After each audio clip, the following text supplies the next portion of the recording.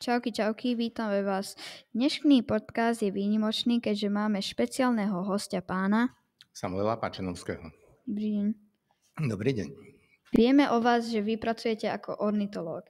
Čo robí taký ornitológ? No tak pracujem v štátnej ochrane prírody, čiže moja práca má takú zložku jednak zameranú na terénny výskum alebo monitoring. Je to v prvom rade monitoring, ako monitorujeme hlavne vtáctvo, vodné vtáctvo, dravé vtáky, napríklad aj sovy, aj spevavce, napríklad aj dropy v blízkosti Bratislavy na jednej lokalite, kde sa vyskytujú.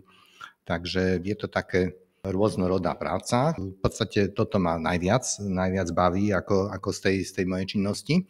Okrem toho pracujem tam ako zoológ na štátnej ochrane prírody v Bratislave. Je to správa chránenej krajinnej oblasti Dunajské Luhy.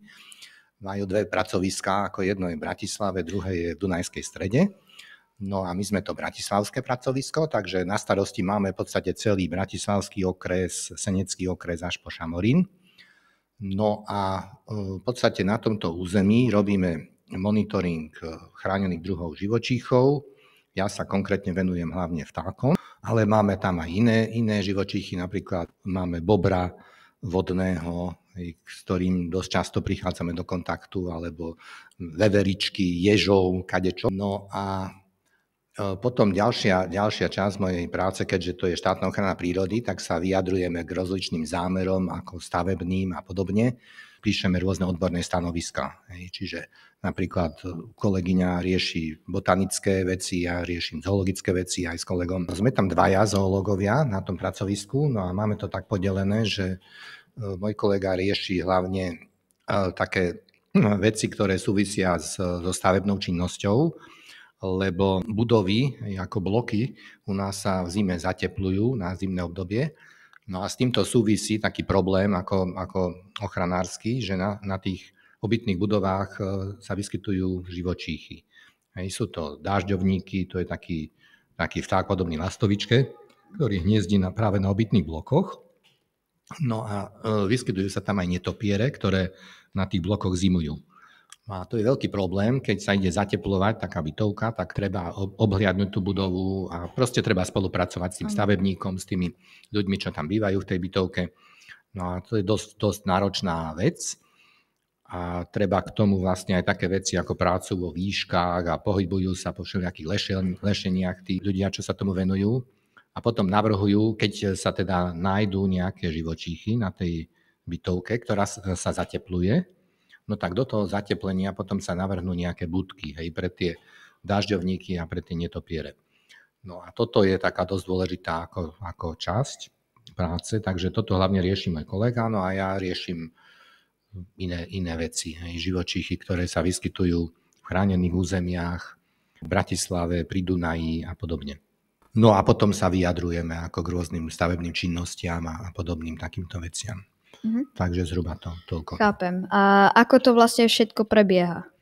Ako to prebieha? No tak ten monitoring vtáctva, ten má rozličné ako zložky. Všetky druhy vtákov, ktoré si len vieš predstaviť, ktoré žijú na Slovensku, tak sú nejakým spôsobom monitorované a sú nejaké špeciálne programy, ktoré sú zamerané na monitoring tej skupiny vtákov alebo toho druhu. Tak napríklad spomeniem niekoľko. Zimné sčítanie vodných vtákov sa robí, to hlavne na Dunaji, aj na iných riekach, v podstate aj na menších prítokoch. Na celom Slovensku máme asi niekoľko tisíc ako vodných tokov, kilometrov vodných tokov a na nich je niekoľko stoviek úsekov definovaných pre zimné sčítanie. No a každý ten sčítavateľ, ten ornitológ alebo nejaký amatérsky ornitológ má nejaký svoj úsek rieky, ktorý chodí sčítavať. No a hlavný ten termín zimného sčítania je v januári.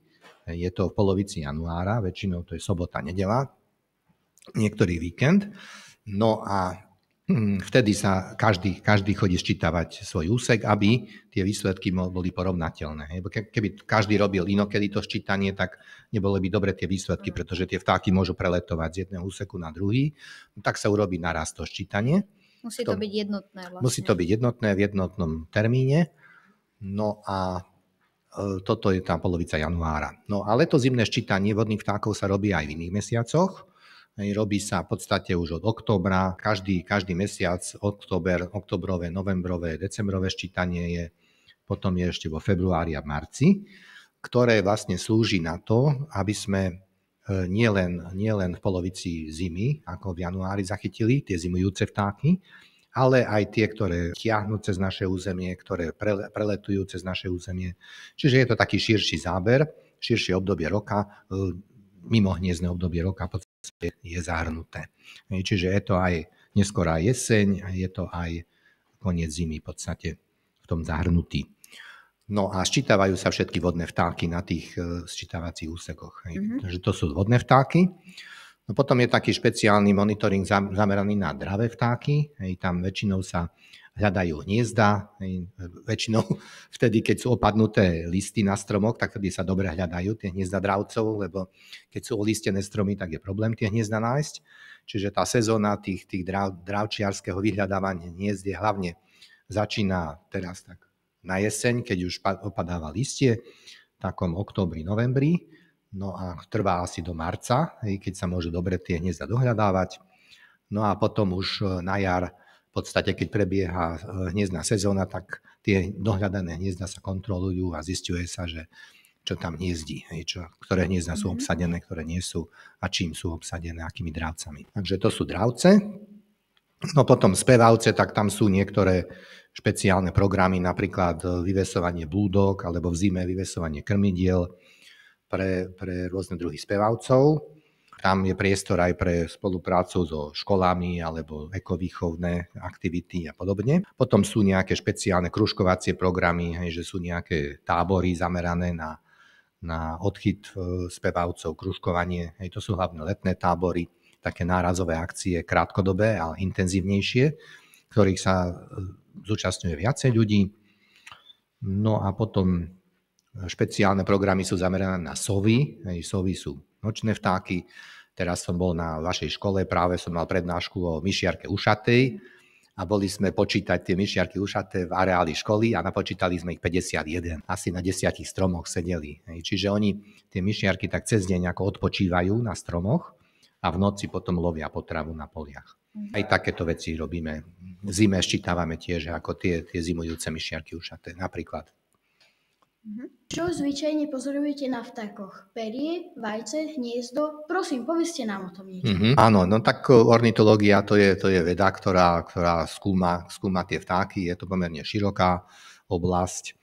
No a konkrétne ja sa venujem hlavne teda monitoringu vtákov vo voľnej prírode. Takže hlavne sledujem ich početnosť, sledujem ich hniezdne prejavy, sledujem obsadenosť hniezd a takéto veci. No a potom veľmi, veľmi špecifická oblasť je, ako som už spomínal, spolupráca s tými stavebníkmi. Keď sa zateplujú budovy, tak tam tiež vlastne zabezpečujeme, aby pri zateplovaní tých panelových blokov nedošlo k usmrteniu vtákov, ktoré tam hniezdia, a aby nezanikli tie hniezdiska, tak sa im umiestnia budky, aby ich mohli využívať. Tie budky potom namiesto tých prirodzených hniezd, ktoré vlastne sa zateplia. A takisto aj ukryty pre netopiere sa tam vytvárajú.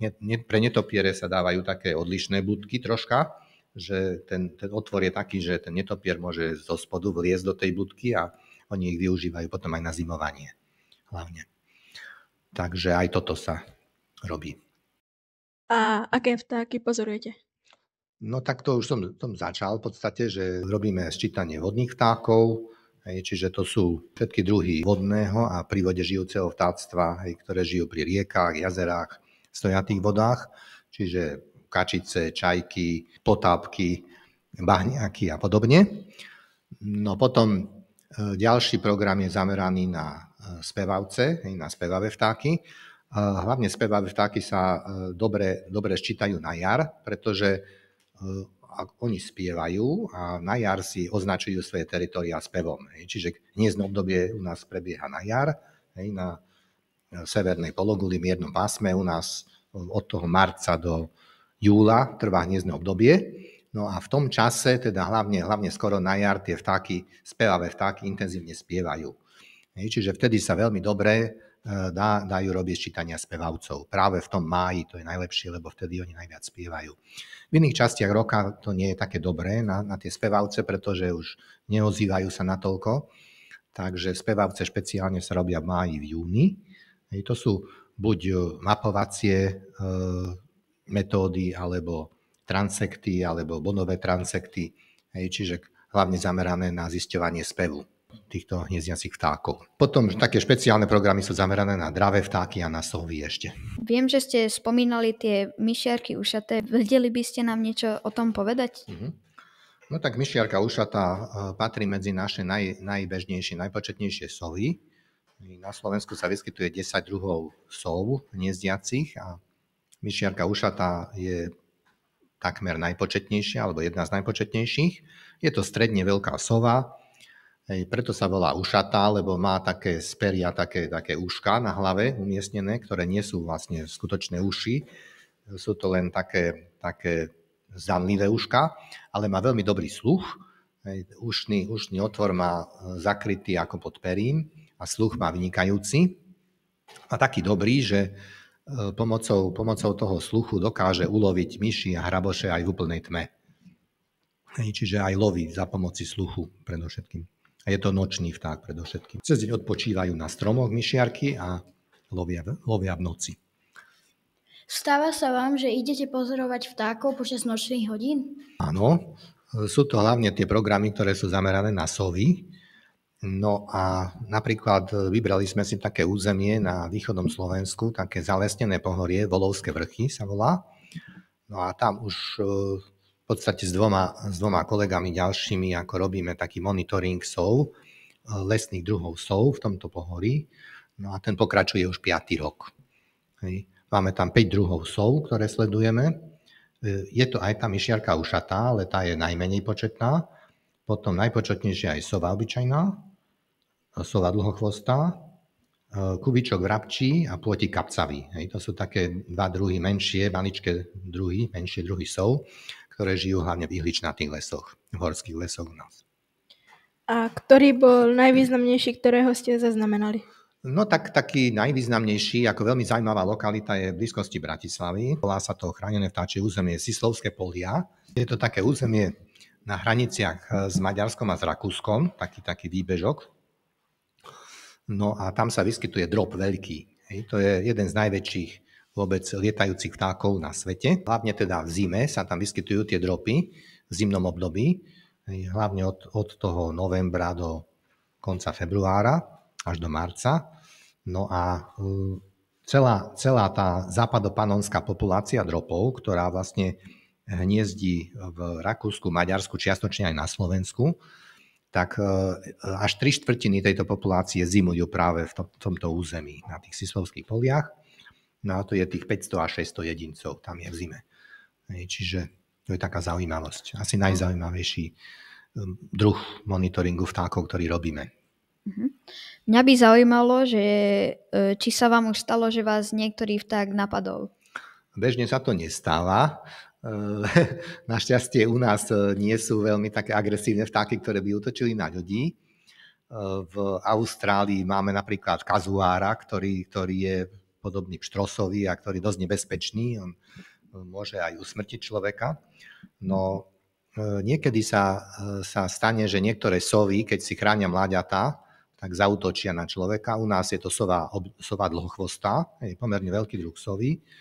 Hlavne samice, keď si chránia vyletené mláďatá alebo v okolí hniezda, dokážu zaútočiť na človeka. Niekoľkokrát už na mňa zaútočila. Potom si treba chrániť tvár, aby vás tá sova nejak pazúrmi ako neporanila. Môže to byť nebezpečné. Tu u nás je ktorý druh najrozenejší a najrozšírenejší? Z vtákov? Áno. No tak asi najpočetnejšia je pinka obyčajná na Slovensku. Niekoľko miliónov vtákov, niekoľko miliónov párov hniezdí u nás. No a tiež kedysi v minulosti bol početný vrabec domový a teraz je už o troška menej, ale tiež patrí medzi početné druhy. No a potom niektoré ďalšie spevavce ako sikorky alebo škovránky alebo drozd čierny je pomerne početný druh. Penice, sikorky, toto sú najpočetnejšie škovránky. A sledujete aj sťahové vtákov? Sledujeme aj sťahovavých vtákov. Približne tretina vtáčich druhov, ktoré sa vyskytujú na Slovensku. Máme vyše 360 druhov zistených na Slovensku. Tak asi tretina druhov je stála, no a asi 2/3 druhov sú sťahovavé. Čiže oni sa sťahujú niektoré len do oblasti Stredozemného mora, ale niektorí sú diaľkoví migranti a tí lietajú až do tropickej Afriky. To, že ako to prebieha, to už ste hovorili, ale aké trasy používajú? Tie migračné trasy, aké používajú? Áno. Tak v Európe sú tri hlavné také migračné trasy. My sa nachádzame v strednej Európe a vtáky, ktoré hniezdia na Slovensku, tiahnu tou východnou trasou. Čiže oni tiahnu cez Balkánsky polostrov. Potom sú tam dve také morské úžiny. To ste sa na zemepise asi učili, Dardanely, Bospor. Dve také významné úžiny, tak tieto využívajú. Preletujú ponad Egejské more do Turecka. No a potom odtiaľ ďalej už letia cez Blízky východ, Izrael, Libanon do Egypta a odtiaľ vlastne údolím Nílu alebo krížom aj cez Saharu niektoré druhy tiahnu až do tropickej Afriky. Dva druhy vtákov sú, ktoré od nás tiahnu až do Indie, to je taká výnimka. Ďalej tiahnu na juhovýchodným smerom, viac menej východným smerom, východným až juhovýchodným smerom. To je taká výnimka. Je to červená karmínový a muchárik malý. Tieto dva druhy zimujú v Indii. A ostatné diaľkové migranty od nás lietajú väčšinou do Afriky. Mal by som takú otázku, že ako sa môže stať človek ornitológom?